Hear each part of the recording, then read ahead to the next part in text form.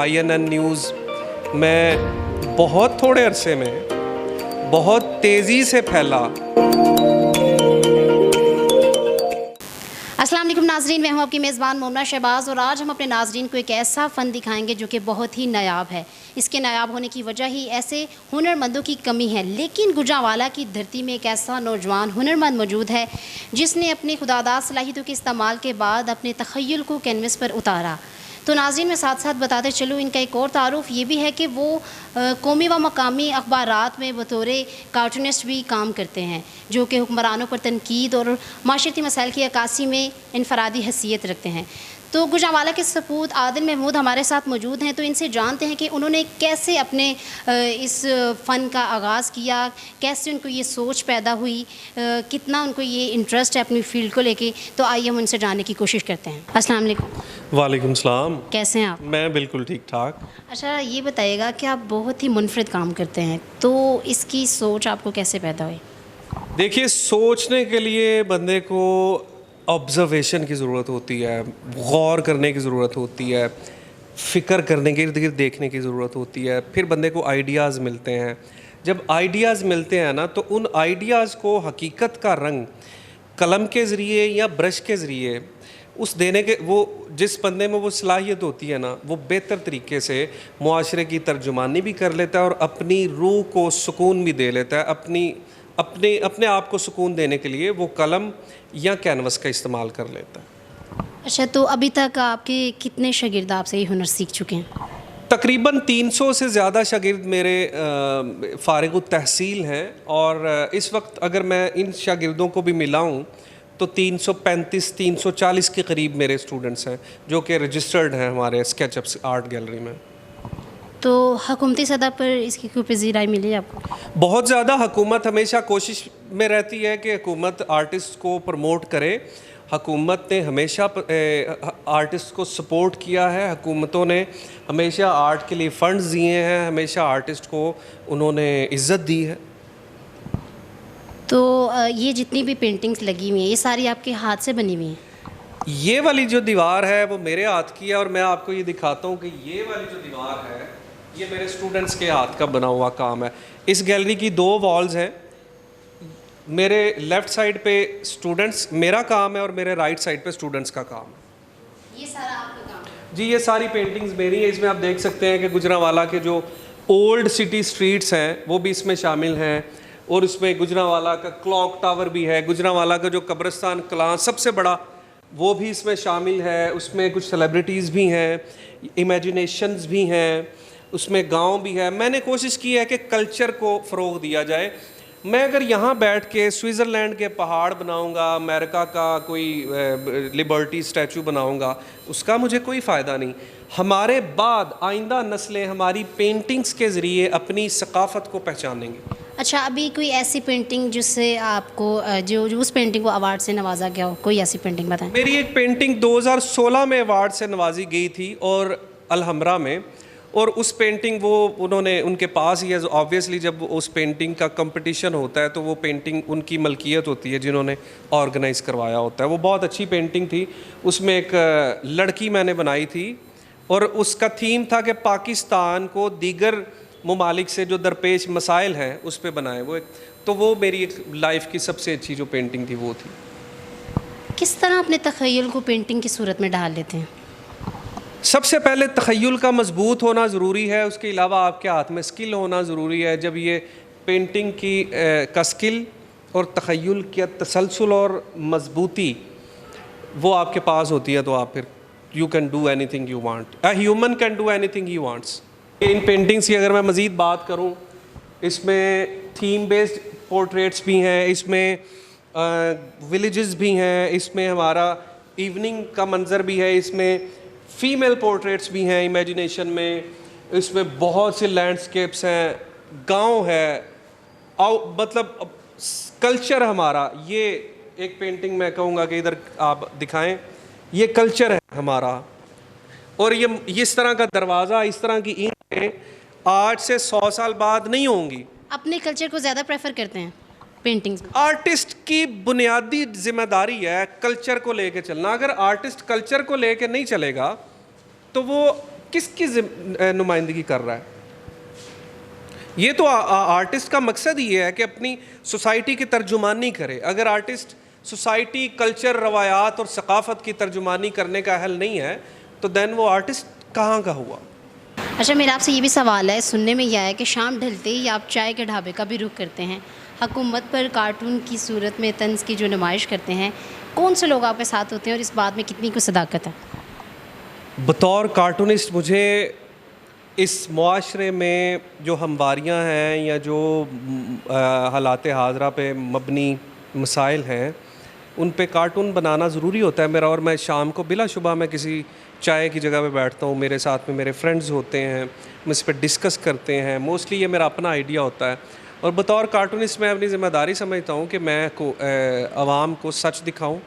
कई दफ़ा इस पर तनकीद का सामना भी करना पड़ता है। जब आप एक रुख दिखाते हैं तो दूसरे रुख वाले बिलाशुबा आप पे तनकीद करते हैं। जब आप उनका रुख दिखाते हैं तो पहले रुख वाले आप पे तनकीद करते हैं। बहुत से मसाइल का सामना करना पड़ता है, कमेंट्स मिलते हैं, इनबॉक्स में लोग अच्छा बुरा कहते हैं। ये तो फिर साथ नेगेटिव रिस्पॉन्स आता है ज़्यादा? पॉजिटिव रिस्पांस आता है। देखिए, रिस्पांस हमेशा पॉजिटिव होता है। रिस्पांस देने वाला नेगेटिव या पॉजिटिव बंदा होता है कि वो बंदा किस तरह की जहनीत रखता है, वो उस चीज़ को पॉजिटिव ले रहा है या नेगेटिव ले रहा है। तो ये इस बात में जो आपने सवाल किया है ये बिल्कुल 100% सदाकत है इसमें। और ये सवाल आप कहाँ से ले आई, ये खबर ये मुझे नहीं पता, लेकिन इट्स ट्रू, इट्स फैक्ट। आपकी भी तो खबर रखते हैं ना? जी, आप माशाल्लाह, आप और आपकी जो टीम है, मैं इन्हें खराज तहसीन पेश करूँगा।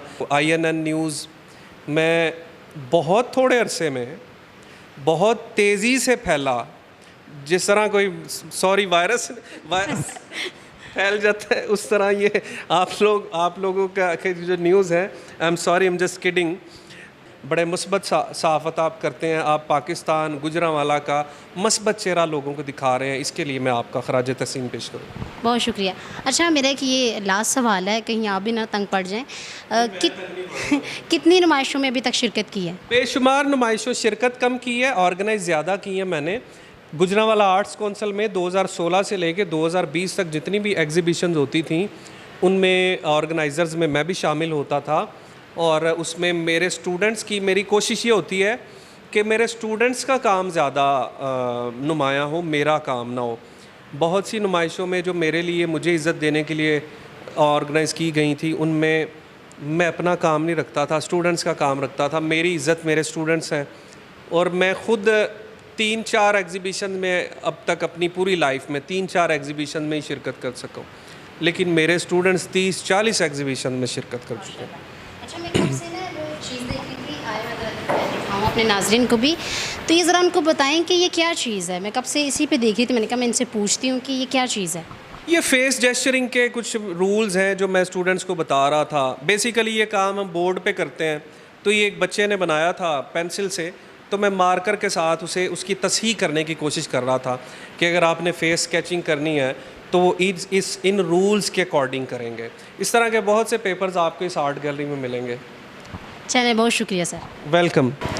तो नाज़रीन, यहाँ पर इनके स्टूडेंट्स भी मौजूद हैं, तो हम इनसे भी बात करते हैं कि उनमें ये शौक़ कैसे पैदा हुआ। अस्सलाम वालेकुम। हमने सर को, वालेकुम अस्सलाम, हमने सर की एग्जीबिशंस देखी थी। वहाँ पे सर का काम जो सा था वो बहुत अच्छा लगा था। सर के स्टूडेंट्स का काम बहुत अच्छा था। इस वजह से हमें भी इंटरेस्ट हुआ कि हम यहाँ पे आएँ, सीखें। अभी हमारे 2 वीक्स हुए हैं और हमने यहाँ पे स्केचिंग स्टार्ट किया है, स्टिल लाइफ स्केचिंग की है। किस किस्म की पेंटिंग आप करती हैं? मैं ऑयल पेंटिंग्स जो सी है वो पसंद करती हूँ और यहाँ पे वही सीखने आई हूँ। तो इसको लेकर क्या एम है कि आइंदा इस पेंटिंग को आप कंटिन्यू करेंगे? इंशाल्लाह आने वाली ज़िंदगी में, फ्यूचर में इसको ज़्यादा से ज़्यादा अच्छा बनाने की कोशिश करूँगी। तो अपने उस्ताद से क्या सीखा है आपने? हमारे टीचर वैसे ही बहुत अच्छे हैं और उनसे सीखा है कि जो काम है वो दिल लगा के करना चाहिए। उसमें जितनी मेहनत करेंगे उतना अच्छा काम होगा आपका। अस्सलाम वालेकुम। वालेकुम अस्सलाम। कैसी हो आप? मैं ठीक हूँ। इतनी प्यारी क्यों हो? अच्छा, मुझे बताओ कि आपको ये पेंटिंग का शौक़ कैसे पैदा हुआ? मैं छोटी थी तब मुझे मेरा शौक़ पैदा हुआ। अभी बड़े हो गए हो? मैं बहुत ज़्यादा कंपटीशन में आर्ट के हिस्सा भी लेती थी और स्कूल्स में आपने हिस्सा भी लिया हुआ है? हर साल लेती हूँ। तो अभी किस टाइप की पेंटिंग कर लेते हो आप? मैं स्केचिंग कर लेती हूँ, मतलब चीज़ें बना लेती हूँ। ये बना लेते तो आपने टीचर से क्या सीखा है आपको? मैंने बहुत कुछ सीखा है। वो पेंटिंग करवाते हैं, सब कुछ करवाते हैं। सब कुछ करवाते हैं, डांटते भी हैं? नहीं, डांटते नहीं हैं, जानते नहीं हैं, मजाक करते हैं। मजाक करते हैं। कौन सी क्लास में पढ़ते हो आप? मैं 4 में होने वाली हूँ। तो पेंटिंग को कंटिन्यू रखोगे आप? मैंने बड़े होकर आर्टिस्ट बनना है। अच्छा, आपने बड़े होकर आर्टिस्ट बनना है, फिर क्या करोगे? मैं पेंटिंग्स बनाऊंगी। फिर मुझे बना के दोगे? मेरा स्केच बना के दोगे? बनाऊंगी। बहुत शुक्रिया। Thank you. अस्सलाम वालेकुम। वालेकुम अस्सलाम। कैसी हैं आप? मैं बिल्कुल ठीक, आप कैसे हैं? मैं भी ठीक हूँ। अच्छा, मेरा आपसे ये सवाल है कि आपको पेंटिंग का शौक़ कैसे पैदा हुआ?